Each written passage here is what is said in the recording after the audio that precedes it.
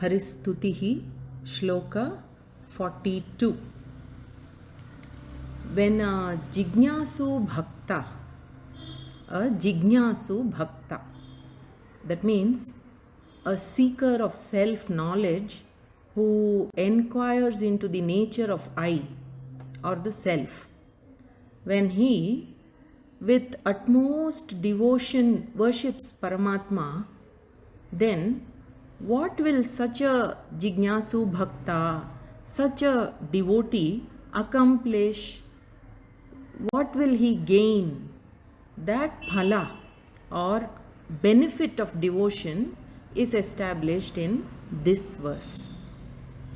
So the verse is Yam vijnana jyotishamadyam suvibhantam hridyarkendvagnokasamidhyam tadidabham bhaktyāradhyehaiva vishantyatmani santam tam samsaradhvanta vinasham harimide.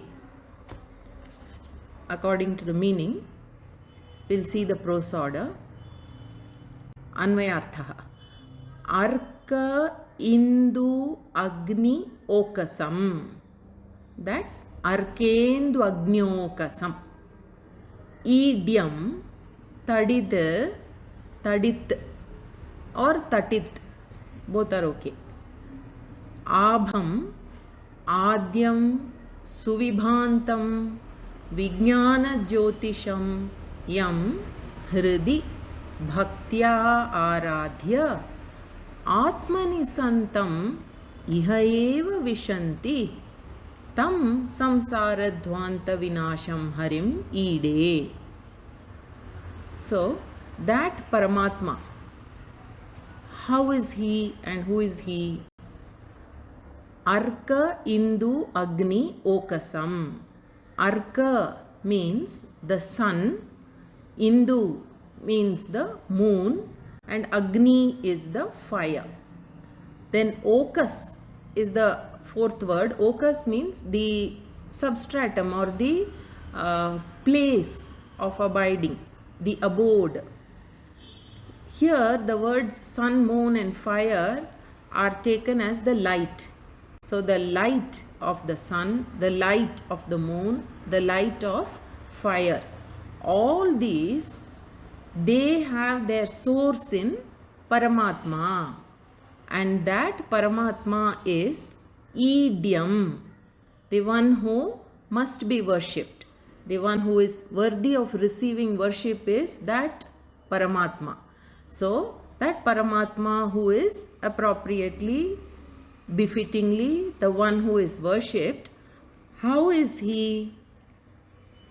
If at all we have to see a form of Paramatma, then he would be like Tadit Abham, like the lightning. Why is Acharya saying lightning? Because lightning is self-luminous and Paramatma is also Swaprakasha Vastu. So then Paramatma is like Tadita Abham. And then further, Adyam, that Paramatma is the cause of this entire universe. And then Suvibhantam. When do you see that Paramatma? He is always shining as the truth of each and every experience. So Suvibhantam means Anubhava Eka Gamyam. In each and every experience, the one who is known. And further, Vijnana Jyotisham, that Paramatma is also known in the form of pure knowledge. So see this word Suvibhantam, it by implication means Sat. Vijnana Jyotisham means Chit. And then Yam means that Paramatma who is as Sat, who is as Chit. This Paramatma is Hridi, within one's own intellect, in the Antahkaranam, Bhaktya, with utmost devotion. Here devotion by implication means a thorough study and then pondering over what has been studied very well, clearing all the doubts, and after that, in the clarity of that knowledge, contemplating upon Ishvara. So that is devotion. So with such devotion, aradhya, by worshipping or meditating upon that Paramatma, what happens? Such a devotee, Atmani Santam, gains direct experience of that Paramatma as the nature of the self, as that Sat in the self itself. So Atmani Santam, here Atmani means this very same body mind sense complex within which is the intellect, is Manas, Buddhi, which is there within the mind itself. So there this Paramatma is known as the nature of the self. And like that, when will this Paramatma be directly experienced? Iha eva vishanti. Iha eva. Iha stands for in this life itself. Eva is for sure. Indeed, vishanti has the meaning of enter. But here it is not some kind of a physical walking and entering. It's not like that. It means becoming one with that Paramatma or identifying the Jiva as Paramatma. So that Paramatma is worshipped. Tam samsara dhvanta vinasham harimede. I offer worship to that Paramatma, Hari, who is the destroyer of ignorance which causes samsara. So now in a little bit of detail, we'll see the significance of these words. What is said here is, when a devotee or a yogi, as has been explained in and through the previous 41 verses, prays to Bhagavan like that, the benefit he gains, the benefit that he or she gains is identifying with that Paramatma, or the knowledge that Jivatma and Paramatma are one and the same. This is the benefit. That is what is explained.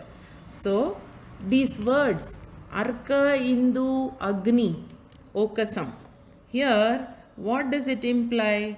It implies that all the light sources, they have their original source in Paramatma. Why? Because Paramatma is the Swaprakasha Vastu, and it is only from that Jyotisham Jyotihi, from that original source, all the other sources of light are obtained. Now this is very beautifully explained by Bhagavad Padacharya in Soundaryalahari also. The same words you can see in Soundaryalahari, verse number 36, where the yogi meditates upon Lalita Tripura Sundari in the Ajna Chakra. Of course, it is a much advanced stage of meditation. In that shloka, the yogi Acharya says, Tava Ajna Chakrastham Tapana Shashi Koti Dyutidharam Yam Bhaktya Aradhyan. So he says the yogi meditates upon Paramatma as the source of all the luminaries. Tapana Shashi Koti Dyutidharam. Tapana Shashi Koti Dyutidharam means the sun, the moon, which are so brilliant, and that brilliance is coming from that Parashiva, and that Parashiva is meditated upon in the Ajna Chakra by the yogi. And then finally there also the benefit is the yogi merges in that light, and so there is nothing other than the Swaprakasha Vastu. That is what he says in that shloka also. So these are beautiful words giving the same meaning. Arka, Indu, Agni, Okasam. Paramatma is the source of all the other lights that we know of. And then look at this word tatid abham. Tatit or tadid, it means lightning. Now lightning is self-luminous. It is brilliant by itself. It doesn't need another source of light. So therefore, if you want to know how Paramatma is visualized by the yogi in any chakra or within his intellect, means like a small sliver of lightning, very, very bright, extremely bright, the yogi is supposed to gain this knowledge of Paramatma. Now this also is explained in Shloka 21 in Soundaryalahari.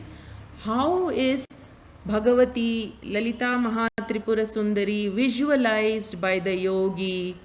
Means there Acharya says, Tatil Lekha Tanvim Tapana Shashi Vaishwanara Mayim. There also he says, Tanvi means the body form. He says the body form of Bhagavati is Tatil Lekha, like Tatit Lekha, a sliver of lightning. And how bright is that sliver of lightning?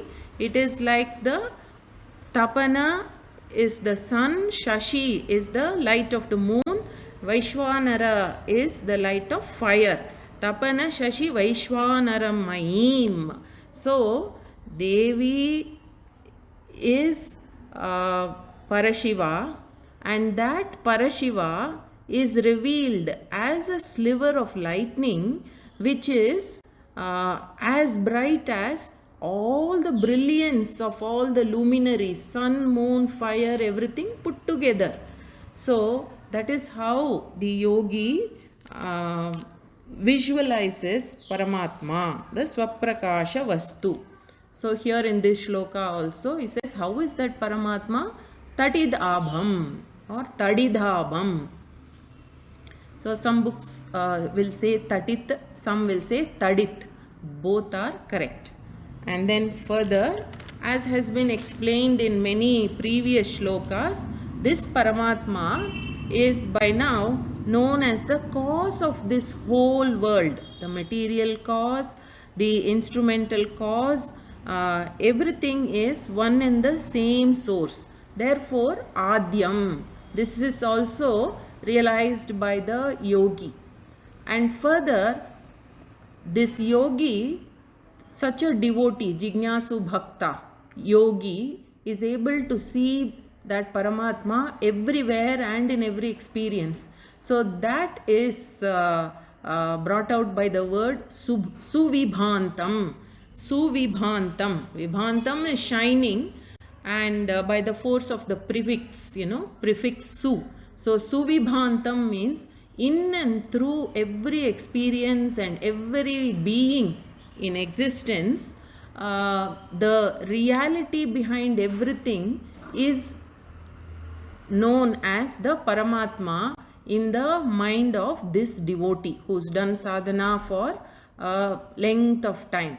So in other words, Suvibhantam implies that Sat of the Swarupa Lakshana of Brahman, Satchidananda Swarupam. So in that, Sat is Brahma, Chit is Brahma, Anandam is also Brahma. So that Sat Swarupa, Sat existence, being itself, which is the nature of Paramatma, that is brought out by the word Suvibhantam. So, and then this Vijnana Jyotisham is a word which implies the Chit, that Padam which is there in the Swarupa Lakshana given by the Upanishad, about which we have already gone through in detail. We heard about it in a few of the other shlokas. So Vijnana Jyotisham by implication means Chit Paramatma or Chit Brahma. And then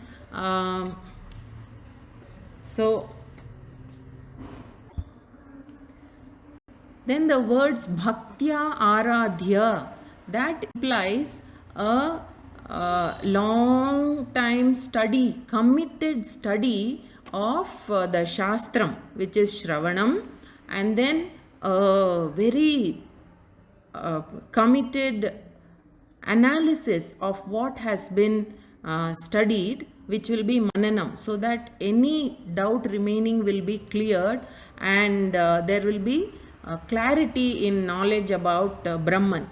So that kind of a continued pursuit in Shravanam and Mananam, which is then followed by contemplation on what has been understood intellectually, so that one can get it as direct experience. So contemplation, nididhyasanam, when this kind of a Shravanam, Mananam, nididhyasanam is done with full love and devotion, that is the meaning of bhaktya aradhya. That Shravanam, Mananam, nididhyasanam itself is the worship, and being committed in that is the devotion itself.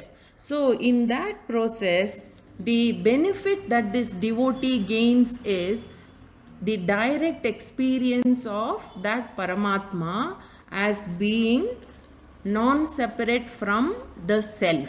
In other words, Atmani Santam means that Paramatma is none other than this Jivatma. Iti, getting that direct experience when means in this life itself it is possible. Iti, that is shown by the words Iha eva vishanti. This devotee will know that the nature of I, Jivatma, my swaswarupa, my real nature is Paramatma. Iti, he knows and he lives as a Jivan Mukta Purusha. So further, to know about this merger, this is the end accomplished, and unto that Paramatma prayer is offered. Iti, telling the benefit of living a life of Shravanam, Mananam, Nididhyasanam as knowing the identity of Jivatma with Paramatma, telling that benefit. This shloka is concluded by saying that Paramatma I worship, who is Hari, because he is Harati Papani Dushta Chittairapi Smritaha. So he destroys ignorance, which is the cause of samsara. And this end which is accomplished as merging with that Paramatma, or you can say identifying the self as being non-separate from that Paramatma, or you can say knowing that Paramatma is none other than my own self. This is beautifully explained by one sutra in the Yoga Sutras given by sage Patanjali. He says, Tad japaha tad artha bhavam. What he says is, when a person does continuous Shravanam, Mananam, Nididhyasanam, and then stays in Nididhyasanam, that is when he continues to do japa. Japa is repetition of the Mahavakya. Mahavakya means we've already seen. They are short sentences, very profound in meaning. By implication, it points out to the fact that Paramatma is the nature of this Jivatma. So on that, when the yogi goes on doing japa, repeats and repeats and repeats, he reaches a point where that object of meditation, which will have a form, that form is dropped naturally, and the meaning implied by that repetition, the meaning implied by that object of meditation, that alone remains. In other words, this meditator will not find any difference between the self and Paramatma. So this merger is the accomplishment for the devotee, which is the meaning of Tajjapaha Tadartha Bhavam. So with that, this shloka is concluded. यं विज्ञानज्योतिषमाद्यं सुविभान्तं हृद्यर्केन्द्वग्न्योकसमीड्यं तडिदाभं भक्त्याराध्ये विशन्त्यात्मनि सन्तं तं संसारध्वान्तविनाशं हरिमीडे। नमस्ते।